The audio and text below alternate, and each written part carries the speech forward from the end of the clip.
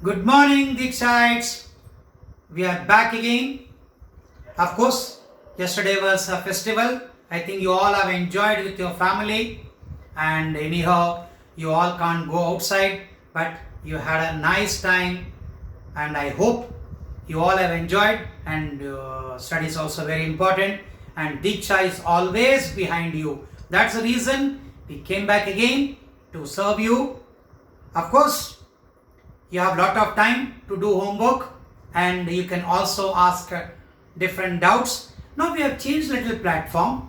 Now you can ask individual doubts, and please note down this number 7760995099. So this is a specially allocated number for your doubts. Okay, so already inverse circular functions is over, and I am extremely happy that most of the students have submitted homework, and we have evaluated also. Might be within 1 or 2 days, whatever the mistakes you have done in that particular chapter, that also we will cover. Now I will start the chapter relations and functions.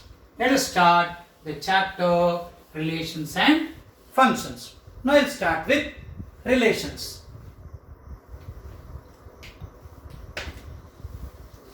I'll start with the chapter relations. Before we start the relation chapter, let us write the definition of Cartesian product. C-A-R-T-E-S-I-A-N, Cartesian product of sets. Very simple. Let capital A and capital B be two non-empty sets. Two non-empty sets. The set of ordered pairs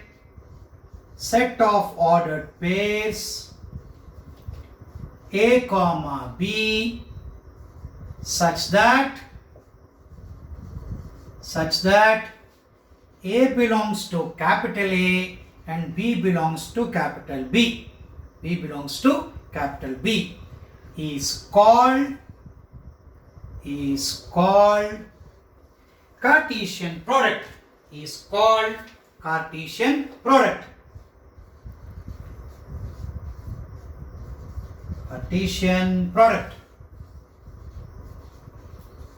I repeat once again definition, and it is also represented by A cross B. Correct? Let A and B be two non-empty sets. Set of ordered pairs A comma B such that A belongs to capital A, B belongs to capital B is called Cartesian product A cross B. Now it can be written like this: A cross B is equal to A comma B in a bracket. A belongs to capital A and B belongs to capital B. Suppose I take an example. A is 1, 2 and set B contains A comma B. I repeat once again, set B contains A comma B. Now A cross B. A cross B is all ordered pairs 1 comma A, 1 comma B, 2 comma A and 2 comma B. This is, I'll put it in a curly bracket. So this is Cartesian product. So I repeat, what is Cartesian product? Let A and B two sets, non-empty sets. I am specifically saying non-empty sets or well-defined sets. Set of all ordered pairs A comma B such that small a belongs to capital A, small b belongs to capital B is called Cartesian product A cross B. A cross B is nothing but A comma B. A belongs to capital A and B belongs to capital B. So I have taken an example. Capital A is 1, 2, capital B is A comma B. So A cross B is nothing but 1 comma A, 1 comma B, 2 comma A, 2 comma B. This is called ordered pairs. This is called ordered pairs.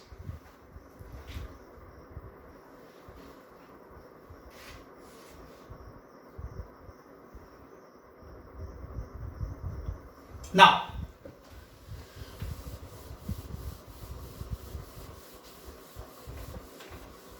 we define relation.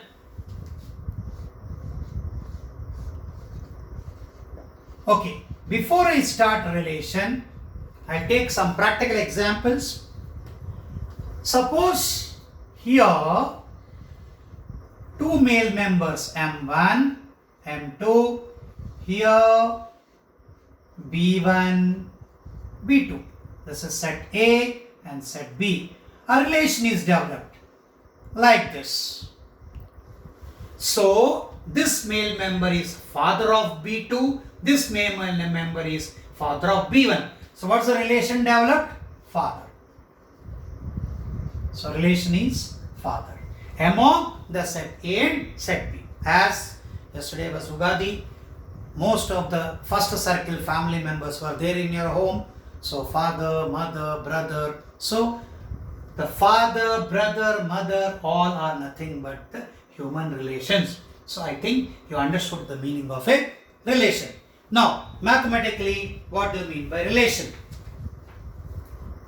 Let A and B be two sets.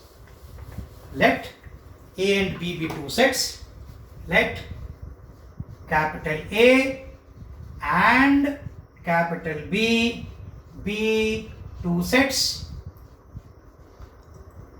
Then relation capital R from set A to set B is a subset of A cross B. What do you mean by subset here? I'll explain you what is a subset. Take an example. This is a set A, contains two elements. What is the subset of set A? 1 singleton set and 1 comma 2 and null set. But these two are called as proper subset. The subset is formed with the elements of set one number less than the given number of elements present in set A. I think you understood the meaning of subset. Now, what do you mean by subsets in the case of A cross B, Cartesian products? A relation R from set A to set B is subset of A cross B. I take an example, again the same example.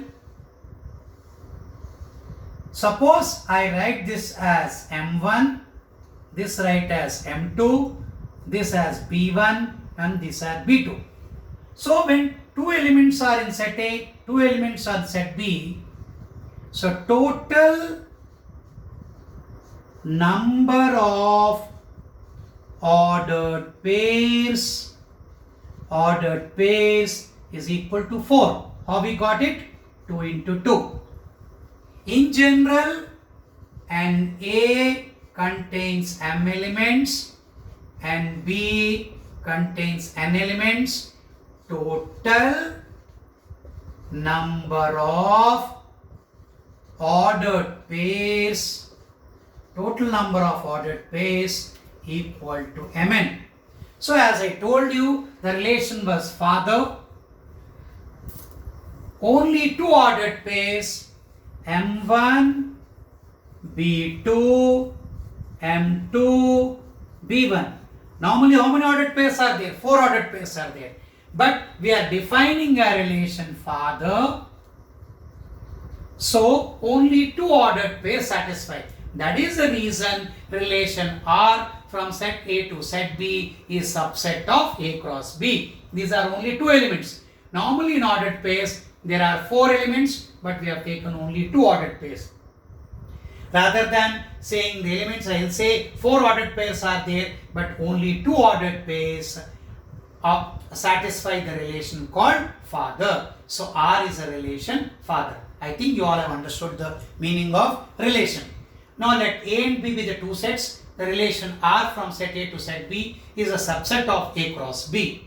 So NA means number of elements present in set A is M and number of elements present in set B is N. So total number of ordered pairs is Mn.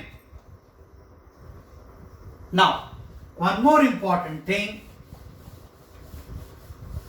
number of relations. If number of elements are present in set A is M, number of elements in set B is equal to N, then total number of relations is 2 to the power Mn. Why the 2 is used? Because a relation is developed between the two numbers or two elements. That's the reason 2m to the power Mn. Of course, the proof will come in the permutation combination chapter. You don't have to worry, just you have to remember that how many relations are possible if number of elements of set A is M, number of elements in set B is N. So number of ordered pairs will be Mn, total number of relations will be 2 to the power Mn.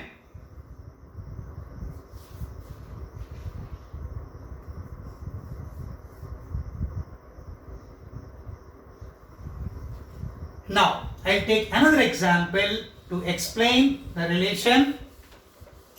Take an example, set A contains 1, 2, set A contains 1, 2, set B contains A, B.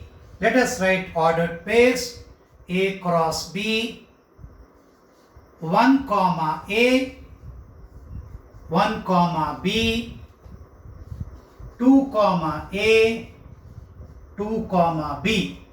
So total 4 ordered pairs are there. Total 4 ordered pairs are there.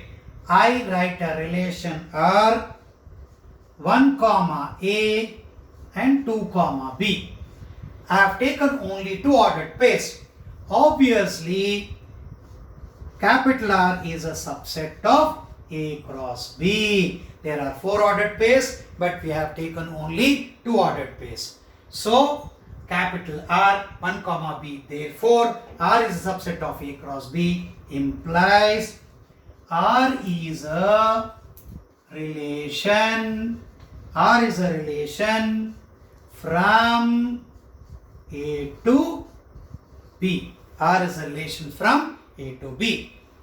So up till now what we studied? We studied Cartesian product. If set A contains M elements, set B contains N elements, then number of ordered pairs will be M into N. Similarly, number of relations are 2 to the power Mn. These are the two things we studied. Now, what is a relation? Relation is nothing but subset of A cross B. Now, A contains 1, 2, B contains A, B, A cross B. There are 4 ordered pairs. I have defined a relation 1, A and 2, B. So, R relation is a subset of A cross B. R is a relation from A to B.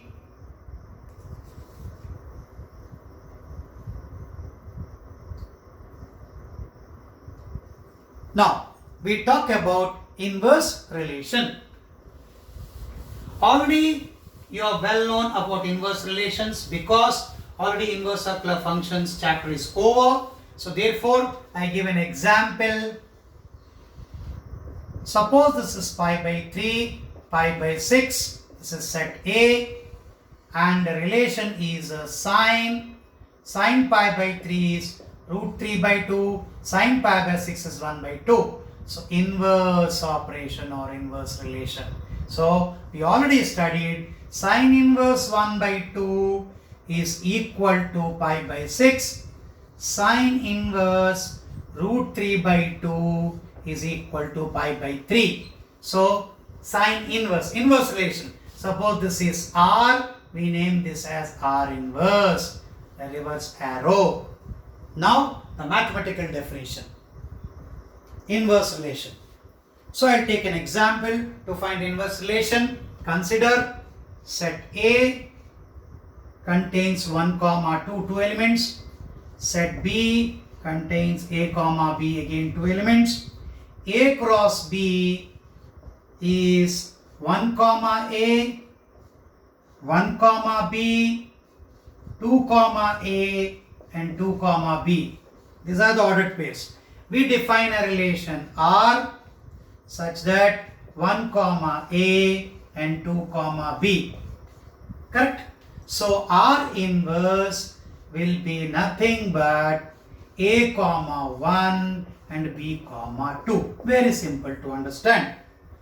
So we write here R is a subset of A cross B. So R inverse can be written as A comma 1 and B comma 2. Now, as we discussed earlier, this is set A, this is set B. 4 ordered pairs will be there, but we have taken only those ordered pairs: pi by 3 root 3 by 2, pi by 6 1 by 2. So reverse R inverse will be ordered pairs 1 by 2 comma pi by 6 and root 3 by 2 comma pi by 3. So if I find a relation R as, I have put a curly bracket and equal to sign, R curly bracket and equal to sign, this is pi by 3 comma root 3 by 2 and pi by 6 comma 1 by 2. I hope you all understood. R inverse will be 1 by 2 comma pi by 6 and root 3 by 2 comma pi by 3. So inverse relation. So as you all have studied inverse circular functions, so very easy to understand inverse relation. Next one.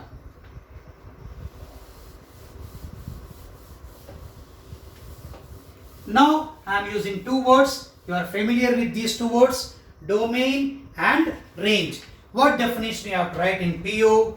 Domain. Domain of a relation. Let capital R be a relation, capital R be a relation from a set A to set B. Then all the first FIR is the first components of ordered pair belongs to R is called domain of R, is called domain of capital R. Let capital R be a relation from a set A to set B, then all the first components of ordered pair belongs to R is called domain of R. Now I will define range. Range. Let capital R be a relation, capital R be a relation from set A to set B, set A to set B, then all the second component of ordered pair, second component of ordered pair belongs to R is called range. So in PU examination you have to write as it is the same definition. I repeat, let R be a relation from set A to set B, then all the first component elements of ordered pairs belonging to R is called the domain, and capital R and range. Let capital R be a relation from set A to set B, then all second component of ordered pair belongs to capital R is called range.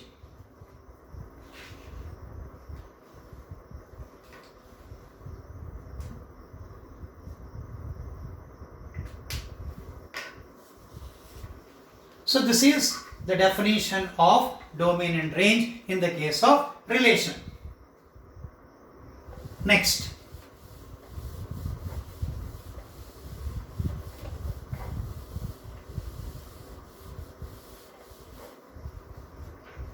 Void relation. Definition is very important. Void relation. Now, let capital A be a set. Then, null set, subset of A cross A, sorry, and so it is a relation on A. This relation is called void relation, void or empty relation. I'll give a practical example. If we talk about all living beings who are living on earth, there is no blood relation from the animals to human beings. So therefore, that relation can be a void relation. Immediately, I'll consider universal relation. All human beings is, if you want to find a relation between among all human beings have some other blood group, so they can be considered as universal relation. Now I write the definition of universal relation. So please write down the void relation once again. Let A be the set, then null set is a subset of A cross A, so it is a relation on capital A. This relation is called void or empty relation. Now we'll discuss universal relation. Let capital A be a set, then A cross A is subset of A cross A, and so it is a relation. So it is a relation on A. So it is universal relation. Universal relation. Universal relation. So very important point. Largest relation is universal relation. Smallest relation is the void relation. Smallest relation is void relation, and largest relation is universal relation. I think you understood the meaning of universal relation and void relation. So I'll repeat once again. Specialized number, already I told you, is allocated for your dot clarification.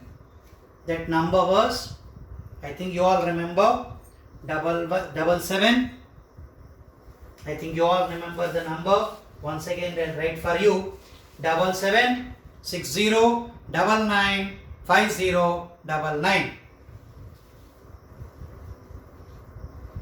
Now I'll move further.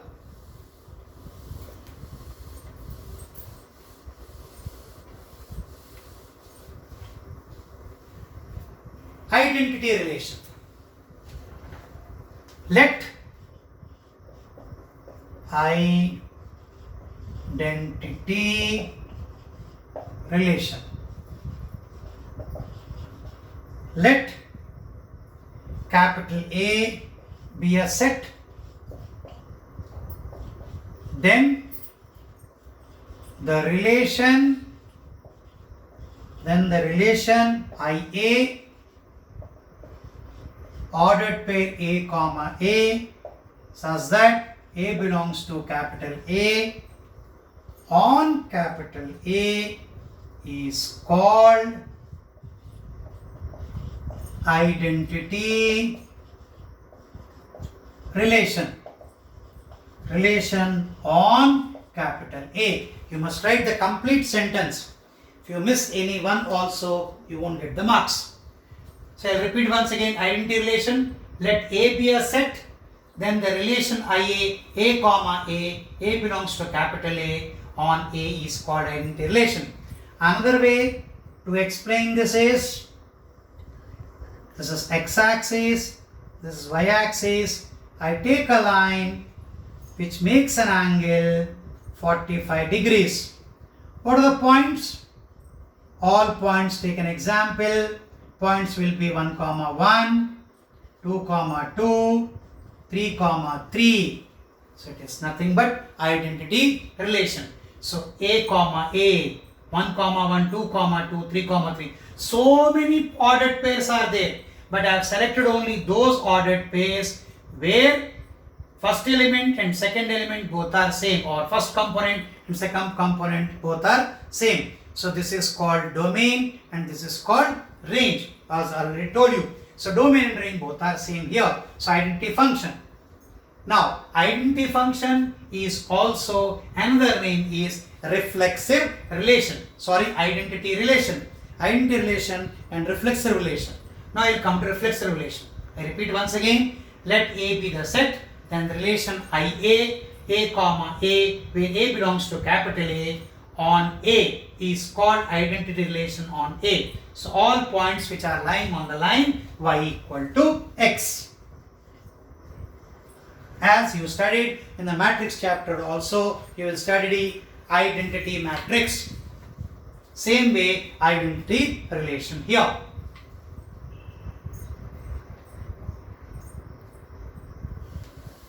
Now we come to next one, reflexive relation.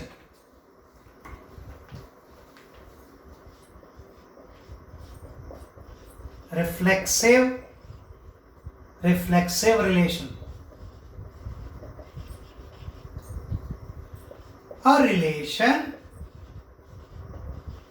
relation capital R on A set capital A is said to be reflexive if every element of A is related to itself.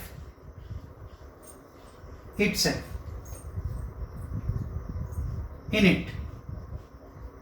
That is, capital R is reflexive, capital R is reflexive, double implies A comma A belongs to capital R for all small a belongs to capital A.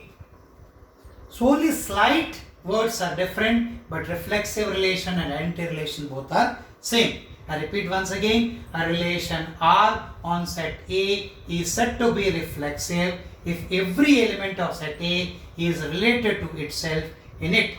That is, R is a reflexive relation when we say A comma A belongs to capital R for all small a belongs to capital A. I give one practical example. Every line is parallel to itself. So among set of lines, parallel relation is a reflexive relation. every triangle is congruent to itself. So congruency is again a reflexive relation.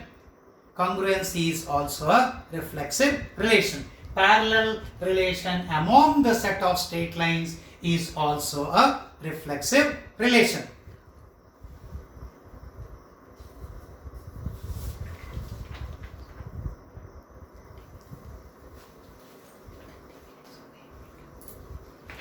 Next one. Next one we talk about symmetric relation.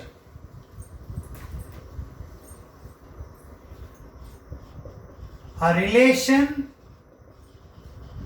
capital R on a set A is said to be symmetric. Symmetric relation if and only if A comma B belongs to capital R implies B comma A belongs to capital R for all A comma belongs to capital A. So, in another way, A or B implies B or A for all A comma B belongs to capital R. This is called symmetric relation. Symmetric relation. I repeat once again, relation R on set A is said to be symmetric relation if and only if A comma B belongs to capital R implies B comma A belongs to capital R for all A comma belongs to capital A or B implies B or A for all A comma belongs to capital R. I'll take a simple practical example. L1 is parallel to L2 implies L2 is parallel to L1. So, parallel relation among set of lines, set of straight lines is symmetric relation. Okay, symmetric relation, very easy to understand, right? So L1 is parallel to L2 and L2 is parallel to L1. So parallel relation among set of straight lines is a symmetric relation. I'll take another example. In set of triangles, another example, set of triangles, triangle A is congruent to triangle B implies triangle B is also congruent to triangle A. So congruency is a symmetric relation. Congruency is a symmetric relation.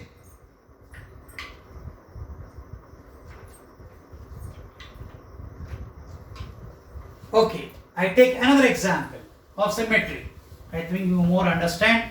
In set of lines,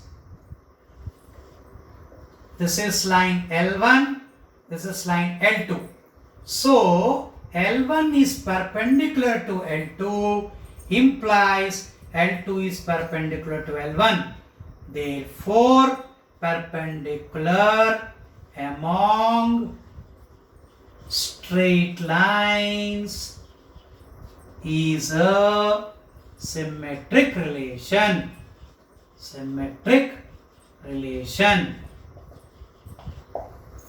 Symmetric relation. I think you all have understood what is symmetric relation.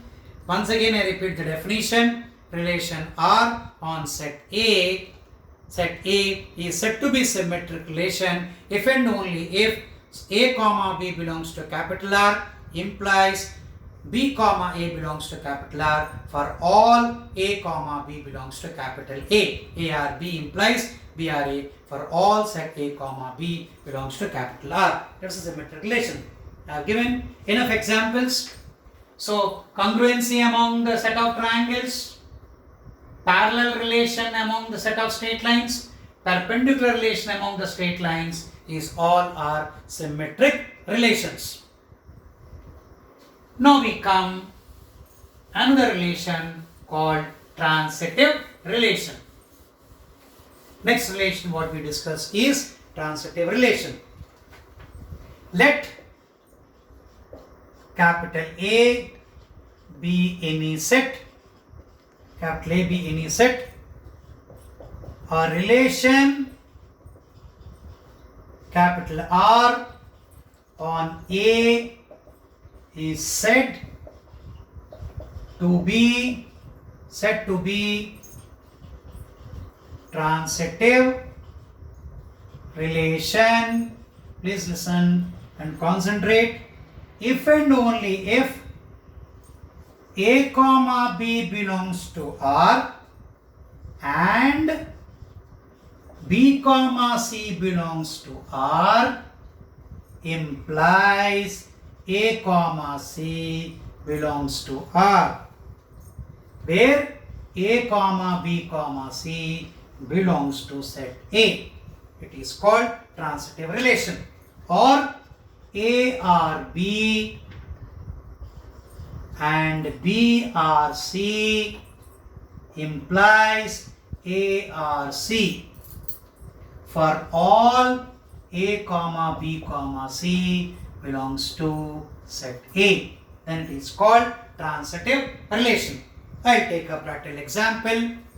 Suppose L1 is parallel to L2 and L2 is parallel to L3. This implies L1 is parallel to L3. So parallel among the straight lines is a transitive relation. Transitive relation.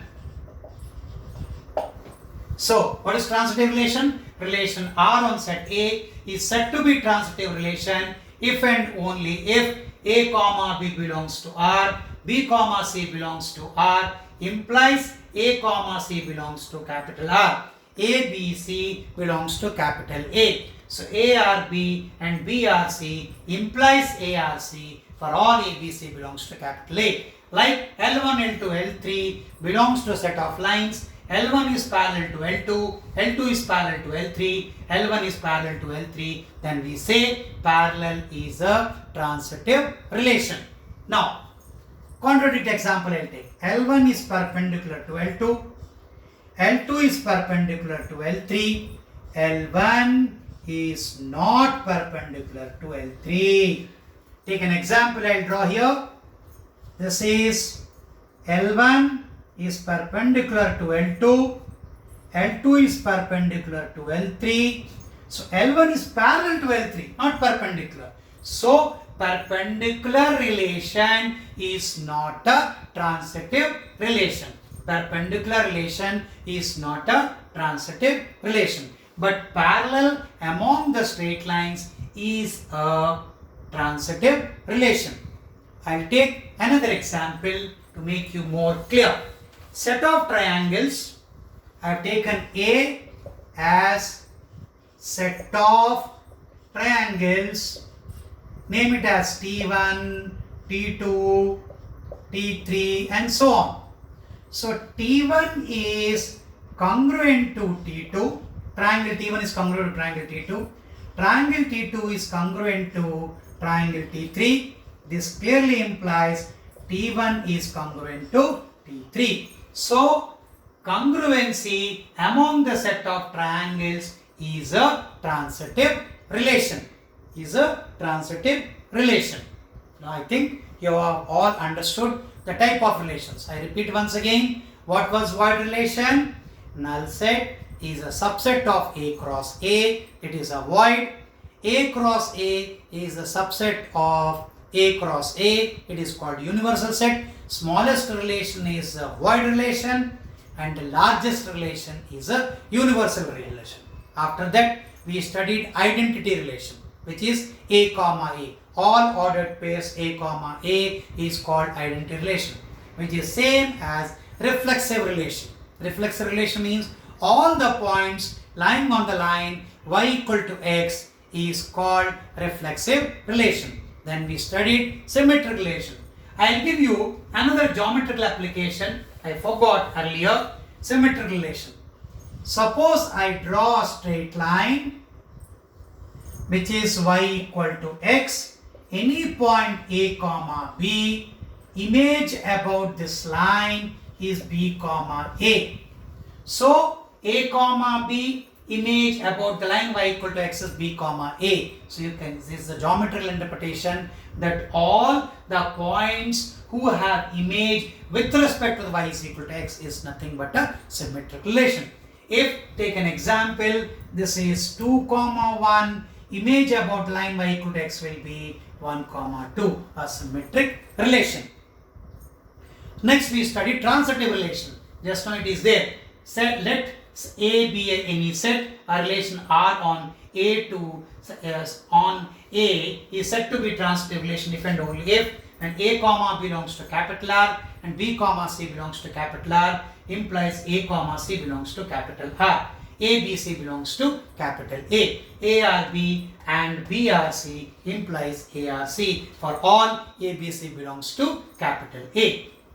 Now comes last for this is equivalence relation. Relation which is reflexive, symmetric and transitive is called equivalence relation. Sometimes they ask a definition of equivalence relation. You have to write same way, equivalence relation. First one, a relation capital R on a set capital A, a relation R on set capital A is said to be equivalence relation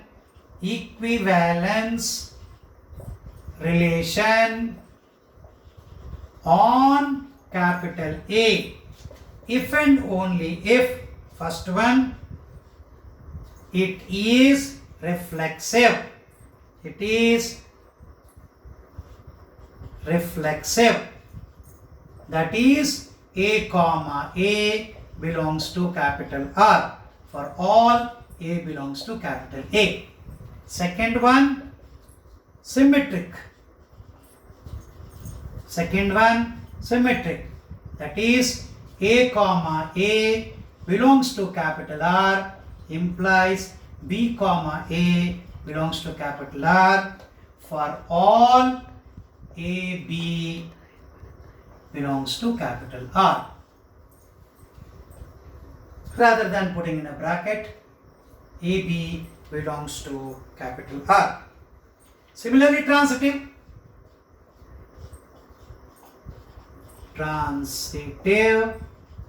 is A comma B belongs to capital R and B comma C belongs to capital R implies A comma C belongs to capital R. Is it transitive? So, if any relation is reflexive, symmetric, transitive, then we say it is equivalence relation. Like congruency, every triangle is congruent to itself. Triangle A is congruent to triangle B, triangle B is also congruent to triangle C. Again, triangle A is congruent to triangle B, triangle B is congruent to triangle C, implies triangle A is congruent to triangle C. So, congruency is an equivalence relation. Similarly, parallel.